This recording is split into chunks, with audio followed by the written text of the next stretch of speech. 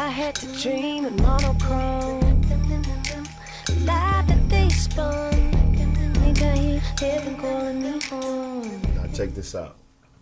If we was to be on top of a mountain, Yeah. and you just screamed out, and you hear your voice, you hear, what would you call that?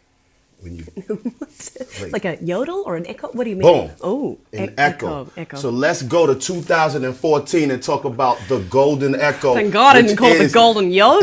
That'd be a very different record, wouldn't Listen, it? the God. golden echo, Yeah, right? all right. It's two-part question. Mm-hmm.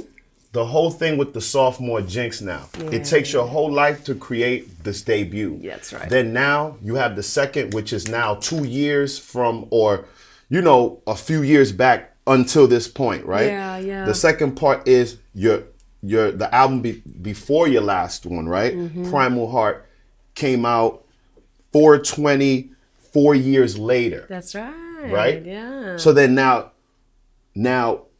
did you, what stuff were you feeling when you created the Golden Echo, right?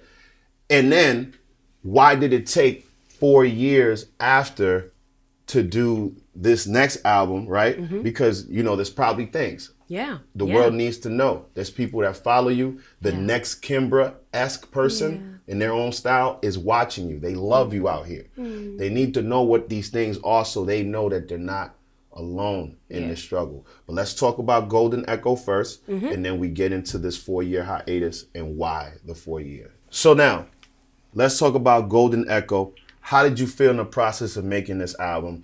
This is the second album, girl. The cast is out there. You won the Grammy already. Now you got did you feel any pressure creating this album? What kind of life experiences you were going through? Because I believe this is the album that has my favorite video on it.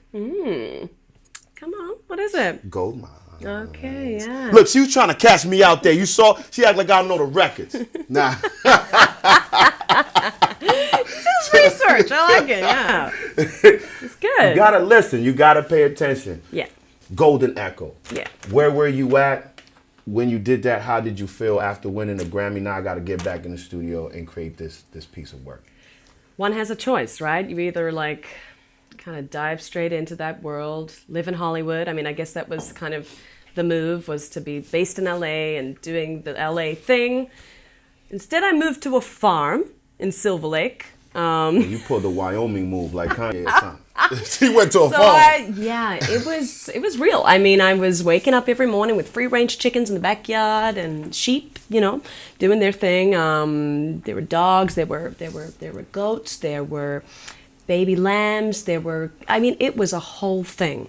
So this is where I chose to ground myself for the Golden Echo. I think it provided me with some stillness, and then of course I would go to Burbank to work with Rich Costi producing this album. So it was this sort of, again, contrast I come back to of like the Zen kind of retreat place in Silver Lake where I was living, and then going into the studio, and, you know, I would have Thundercat coming through one day, Bilal the next, I would have Matt Thundercat. Bellamy from, you know, it's like, but also Thunder would come over to the farm, you know, so some days he would just come over with his bass and we would just hang out in the grass with the sheep and write ideas. Like, it was such a beautiful way to work, right? And to give the gift to other musicians to just get out of the studio sometimes. And so the Golden Echo had a lot of freedom to it. It's my playground record, you know. I felt very lucky that I had resource and platform, you know. People knew what I was doing, and I could take some risks. I think I was cheeky about it, you know. It's like I knew I probably was meant to make like a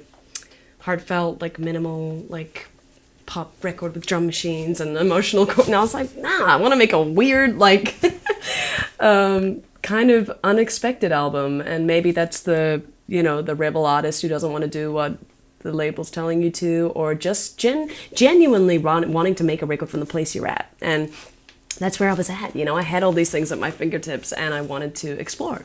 So that's why you get like, the members of Queens of the Stone Age and the Mars Volta on the same record as John Legend, you know. And I felt like after that experience with Gautier, all the rules had been broken. What we thought about made a big hit song, a big pop song that everyone would sing for generations to come.